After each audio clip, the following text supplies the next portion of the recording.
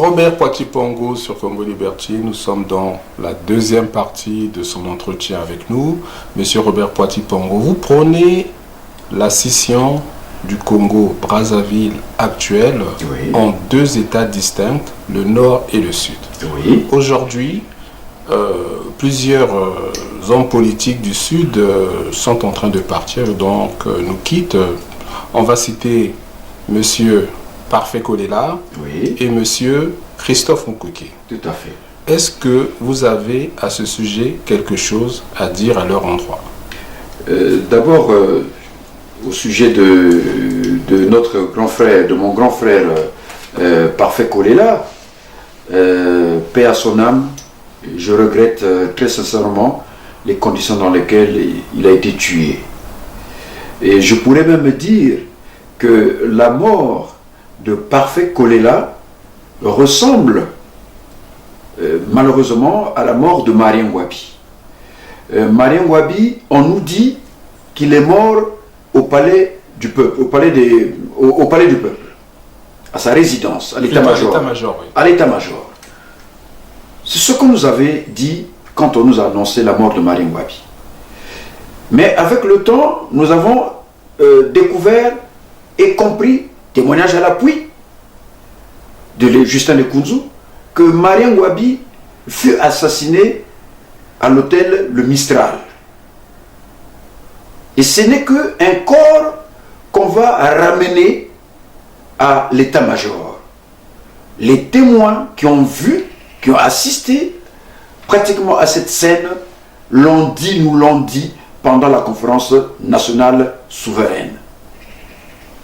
Aujourd'hui, Parfait Kolela, on nous dit qu'il est mort le 22 mars 2021 à Paris. Or, les analyses de l'Institut médico-légal nous ont prouvé que Parfait n'était pas mort le 22. Donc il était mort ou le 21 ou peut-être plus tôt. Il y a une image qui a circulé sur le net que beaucoup ont vu et dont on a parlé avec Edim Kaï dans son émission. Nous avons une image de Parfait Kolela dans l'avion, mais cette image nous montre, quand vous voyez le corps de Parfait dans l'avion, ça a une rigidité qu'on appelle en médecine la rigidité cadavérique. C'était un cadavre. Donc cette image conforte bien l'analyse faite par le centre médico-légal, qui a dit que le corps de Parfait n'était pas mort le 22 à Paris. Ça veut dire tout simplement que c'est un corps qu'on a transporté, je ne sais pas si c'est de Brazzaville, mais vers Paris.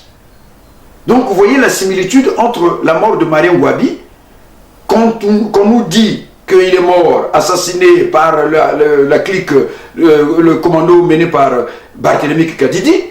Au fond, Marien Ngouabi était guillotiné, où ça, au bar Le Mistral, pour ceux qui connaissent Brazzaville, bar, un hôtel qui est à côté de Radio Congo. L'ex-voix ou bien Radio Congo si la station y est encore. Alors donc, c'est un fils du Sud qui est mort dans ces conditions parce que tout simplement ce fils du Sud tenait à avoir le pouvoir, accéder au pouvoir. Et donc, il a été puni comme Marien Ngouabi, parce que Marien Ngouabi, il est puni, il est assassiné tout simplement. À un certain moment, il avait compris qu'il fallait remettre le pouvoir à Massamba Deba, qui était un homme du Sud. Or, pour le Nord, on ne veut plus voir un sudiste au pouvoir. Alors, Monsieur Robert Poitipongo, vous allez m'excuser de rebondir sur ce que vous dites. Quelles étaient vos relations politiques avec Monsieur Parfait Kolela? Avec Parfait Kolela, c'est le fils de vieux Bernard Kolela. Bernard Kolela avec qui j'ai beaucoup collaboré. Et Parfait Kolela, les fils et filles de Bernard Kolela, ils savaient que j'étais un proche de leur père. Et cela a facilité mes contacts, mes relations avec Parfait Kolela, et que quand nous nous sommes vus à plusieurs reprises, Monsieur Mingwa, souvenez-vous, quand je suis revenu de Brazzaville en mars 2016, je suis venu le vendredi, nous étions vus chez lui à l'ECH, et le soir je prends l'avion, le samedi matin j'étais ici, et le samedi 26 mars, je vous ai accordé une interview dans laquelle je disais que j'étais avec Parfait Kolela. En plus, Parfait Kolela, bien avant ça, nous nous étions vus à l'hôtel, comment on appelle, sur les Champs-Élysées. Nous avons mangé dans un restaurant, et ensemble, on a causé. Il m'a dit beaucoup de choses, il m'a parlé de beaucoup de choses. Et ce qui rejoint ce qu'il m'a dit, c'est quoi? C'est que finalement, même quand il va faire son projet de société en 2016, c'est un projet de société qui parle du fédéralisme. Ça veut dire quoi le fédéralisme? Le fédéralisme n'est pas loin de la scission. La scission, oui, on coupe catégoriquement, on divise, il n'y a plus rien à voir entre les 2 ou 3 ou 4 ou 5 partis, donc c'est la scission. Mais le fédéralisme, c'est aussi une forme de scission, mais un peu allégée. C'est-à-dire, il demandait dans son projet, il avait compris que l'Est devrait être autonome, le Nord devrait être autonome, l'Ouest devrait être autonome, le Sud devrait être autonome.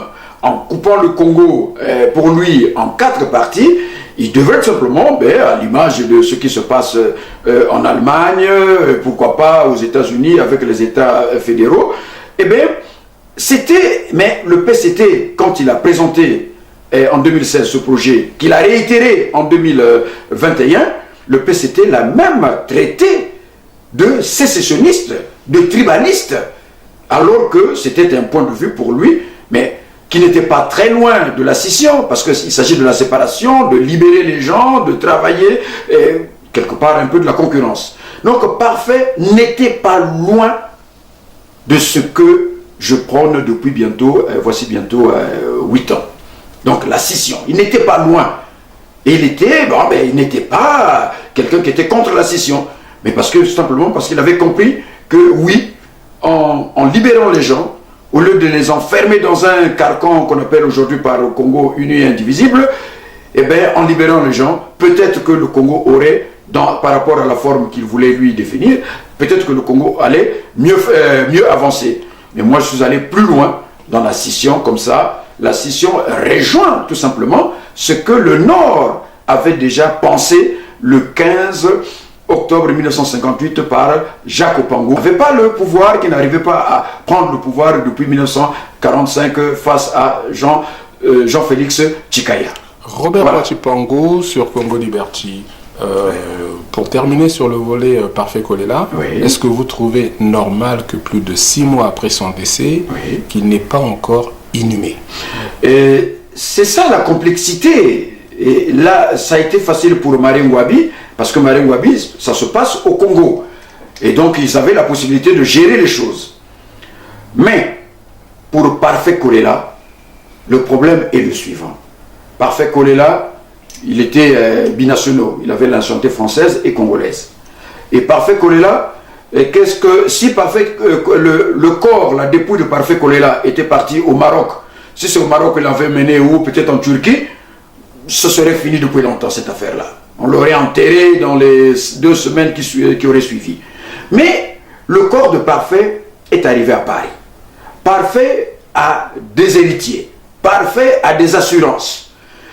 Les assureurs, pour ceux qui le savent, l'héritier, ils n'indemnisent pas tant que la situation n'est pas claire.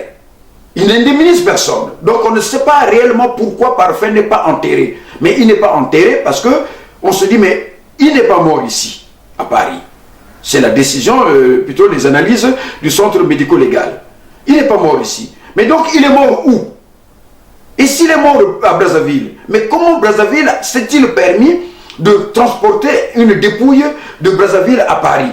Donc tout ça fait que la situation de Parfait n'est pas une situation avec laquelle il faut traiter à la légère. C'est une situation grave, dramatique, et qui met pratiquement, si on ne le dit pas, mais qui met deux États face à face. C'est-à-dire le Congo, d'où venait la dépouille de Parfait, et la France, qui est son pays de sa deuxième nationalité.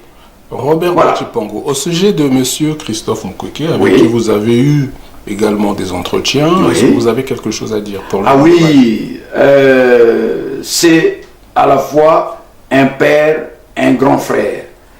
Parce que Christophe Mukwege, je le rencontre pour la première fois en 1990, et chez lui, où on était dans les préparatifs, donc dans les travaux préparatoires, dans les rencontres qui préparent la tenue de la conférence nationale. Donc tous les leaders politiques, toute la classe politique présente à Brazzaville, nous étions en train de nous réunir de case en case, parce qu'on ne pouvait pas à cette époque-là se réunir dans un lieu public. Le pouvoir de Sassou, qui était là déjà, qui était chancelant, ne pouvait pas nous permettre, donc nous nous réunissons de maison en maison. Donc une fois, on est parti chez le défunt, donc ce qui venait de nous quitter, donc Christophe Mukwege, à côté de chez lui, vers l'hôpital Blanche Gomez, non loin du camp de l'Afrique. C'est là-bas qu'il avait sa maison. C'est là-bas que je l'ai rencontré pour la première fois. J'étais parti là-bas avec ma fille qui devait avoir quelques mois. Depuis ce jour, c'est quelqu'un qui est resté, avec qui je suis resté. La dernière rencontre qu'on a eue, c'est quand on est allé rendre le dernier hommage au président Pascal Lissouba à Perpignan. Et de là, nous sommes revenus dans le même train, dans la même voiture donc, qui nous a ramenés de Perpignan à Paris. J'ai passé près de 3 heures, voire même 4 heures, je crois bien. Et on a eu des échanges, des échanges énormes, j'allais dire. Et qui font que ce monsieur, que certains connaissent, certains ont connu, il était en fait le véritable prétendant à la succession du président Pascal Lissouba. C'est lui, parce que il avait un caractère, un tempérament, un caractère qui faisait de lui quelqu'un qui pouvait rassembler les gens, les écouter, et c'était quelqu'un de pondéré. Nous savons tous qu'il y a eu le défunt Mungunga Kombongila, et il y a eu Maître Mbéry Martin, qui étaient aussi des prétendants à cette succession, mais Christophe Mukwege, de par son caractère, de par sa nature, il était quelqu'un qui pouvait effectivement, qui était capable, qui était prêt à succéder Pascal Lissouba. Il y a un élément très important sur lequel on avait causé, parce que je suis allé le voir chez lui à Rueil-Malmaison, ici en France. On s'est rencontrés plusieurs fois à la Défense. On s'est rencontrés vraiment plusieurs fois avec Christophe Mukwege.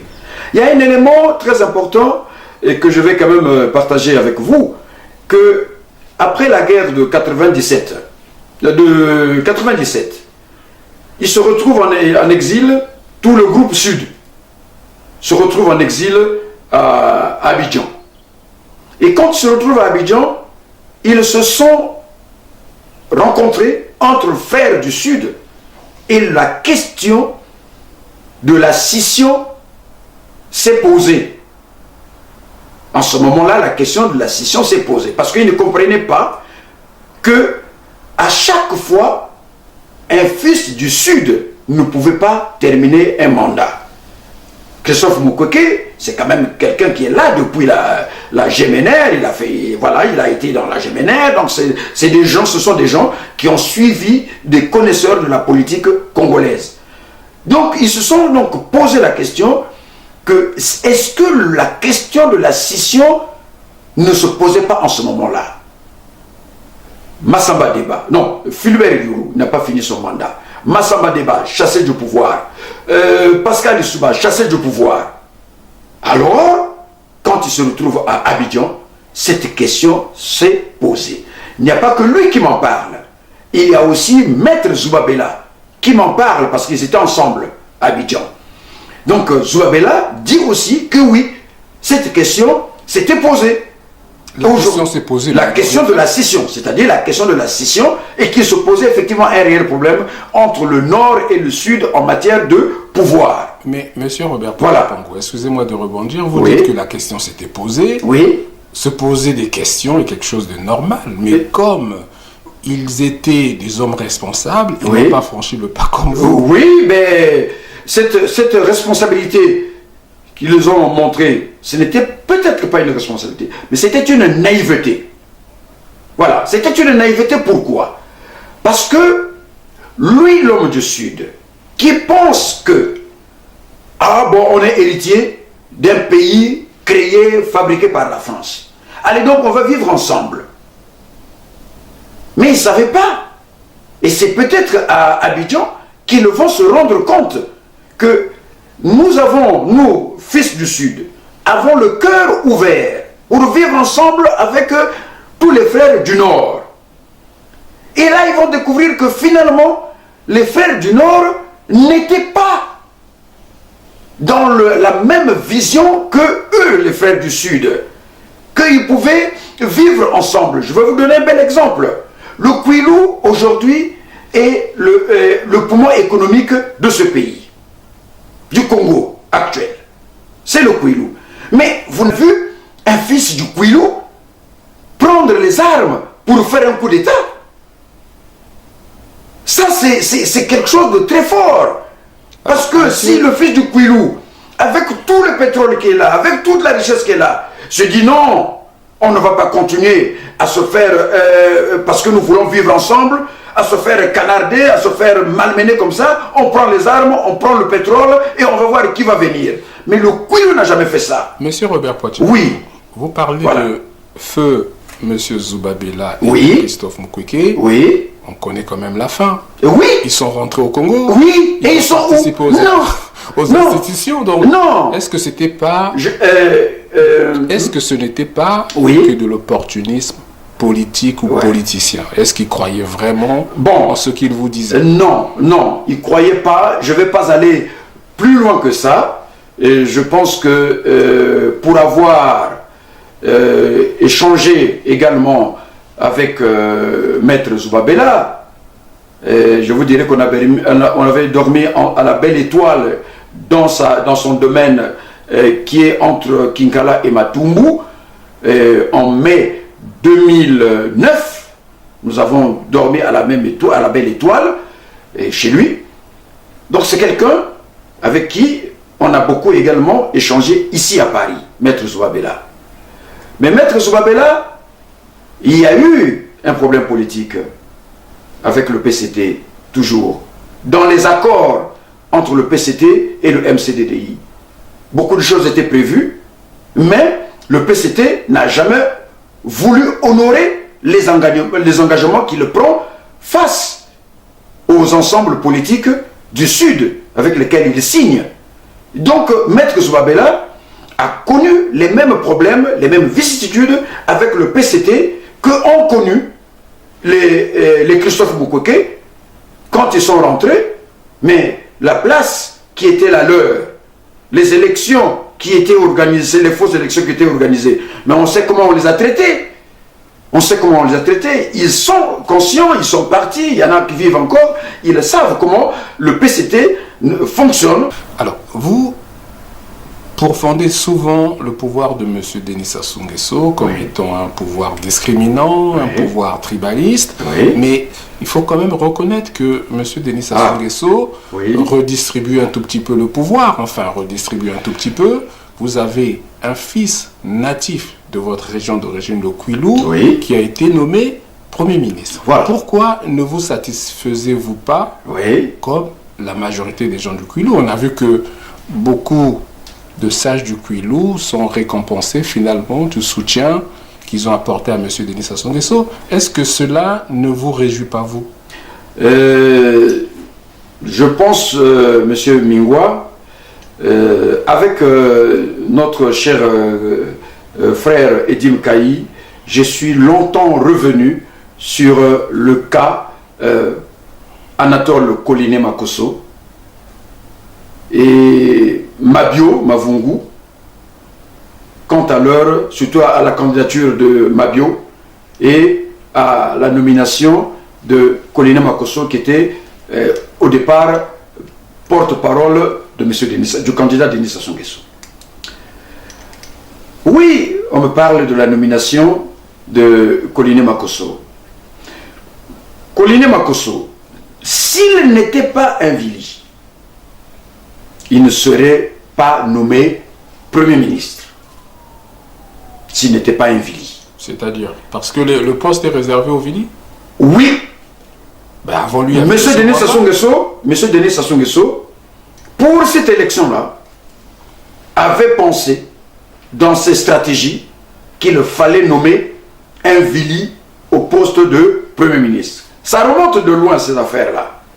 J'avais évoqué aussi qu'il y avait un grand conflit entre M. Denis Sassou Nguesso, un conflit larvé entre M. Denis Sassou Nguesso et le roi Makosso IV qui nous a quittés. Vous savez que M. Denis Sassou Nguesso ne s'est jamais présenté aux obsèques du roi Jean Makosso IV. Pourquoi? Eh bien parce qu'il y avait un problème qui les divisait, les deux, l'un par rapport au royaume de Luango et l'autre par rapport à son pouvoir. Donc la nomination, le désir, d'avoir un premier ministre, à nommer un premier ministre du Kwilu, donc Vili, vient de loin.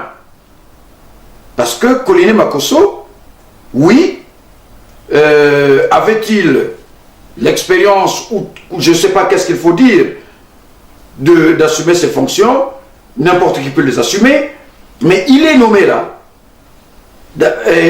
tout simplement parce qu'il était Vili et parce qu'il fallait contenter le Kwilu par rapport aux matières premières, à la matière première, parlons plus à la matière première qui est le pétrole, et parce que Jean-Marc Tzister Tshikaya, il était prévu qu'il soit enlevé de là. Donc on l'enlève du pétrole. Il était prévu qu'il soit enlevé de là. Donc on l'enlève du pétrole. C'est depuis près de 13 ans. Ça a toujours, depuis que Sassou est revenu au pouvoir, c'est toujours un Vili pratiquement qui s'occupait du pétrole, des hydrocarbures. Mais puisqu'il fallait le faire partie de là, je parle de Jean-Marc Tzister Tshikaya. Pourquoi? Parce que les Vili avaient demandé à Jean-Marc Tzister Tshikaya de se présenter cette fois-ci pour être candidat. Mais, donc, monsieur Robert Poitiers Pongo. Je vais finir un peu, permettez-moi, parce que c'est très important, l'histoire de la nomination de Collinet. Ce n'est pas une nomination qui est venue, qui est par hasard, non. C'est une nomination qui est orchestrée parce qu'il fallait pallier, à Jean-Marc Tzister Tshikaya qu'on devait enlever des hydrocarbures, mettre celui qu'on a mis, et donc il fallait prendre quelqu'un, aller Premier ministre, comme ça le Kwilu ne verrait pas, ah oui, on a enlevé le poste de Premier ministre à Jean-Marc Tzister Tshikaya, et même on n'a presque rien. Alors donc voilà pourquoi Jean Collinet était nommé là. Mais il est nommé là pour une deuxième mission, pour tout simplement couvrir la montée de Christelle Sassou Nguesso, qui en fait pour Denis Sassou Nguesso était en préparation pour succéder à son père. Et aujourd'hui, Colina Makosso n'est que l'ombre de lui-même. Et Colina Makosso, qui n'est pas Colina Makosso, mais qui est Vili. Et c'est pour ça qu'il est là. Aujourd'hui, il y a des Vili, des sages, qui se disent que une fois de plus et une fois de trop, Denis Sassou Nguesso nous a roulé dans la farine. Donc, a roulé le Kwilu dans la farine. Parce que Colina Makosso, aujourd'hui, n'est que l'ombre de lui-même. Et il y a même un sobriquet, on l'a baptisé les Memi. Donc, Collinet, Wek Boka li Memi. Bakang Sing Fachimeno, Bakan Titang. Et il représente le Kwilu. Et pourquoi le Kwilu? Parce que si le pétrole, Monsieur Mingwa, était dans la Bouenza, ce problème qu'on vit à Pointe-Noire serait transféré dans la Bouenza. Si le pétrole était dans le Niari, ce problème qu'on vit à Pointe-Noire, au Kouilou, serait transporté dans le Niari. Si le pétrole était dans le Poul, eh bien, le problème, les accusations qu'on fait porter sur les Vili, eh bien, ces accusations-là, on les porterait sur les fils du Poul. Donc voilà le problème qui se pose, c'est celui-là. Et le barrage de Kouilou, je vais peut-être enchaîner par là, le barrage de Kouilou, qui aurait pu être construit depuis peut-être je ne sais pas combien d'années, près de 60 ans, M. Denis Sassou Nguesso préfère prendre l'argent du pétrole, je ne parle pas l'argent de Kouilou, mais l'argent du pétrole, pour aller le cacher à travers le monde et aller faire des dons à des gens. Alors que le barrage, vous nous parlez que le barrage de Kouilou, il n'est pas construit. Il vient tous les temps tromper, manipuler cette population de Kouilou en leur promettant que je vais vous construire des universités, je vais vous construire le barrage de Kouilou. L'argent tiré de la richesse principale du Congo et donc du Kouilou, qui est le pétrole, cet argent-là, il va les cacher en Arabie Saoudite, en Chine, en France, partout. Il distribue l'argent du Kouilou, et alors que le barrage du Kouilou, qui ne coûte absolument rien, ce barrage du Kouilou n'est pas construit, et on met Koliné Makosso comme Premier ministre pour faire l'ombre pour rien.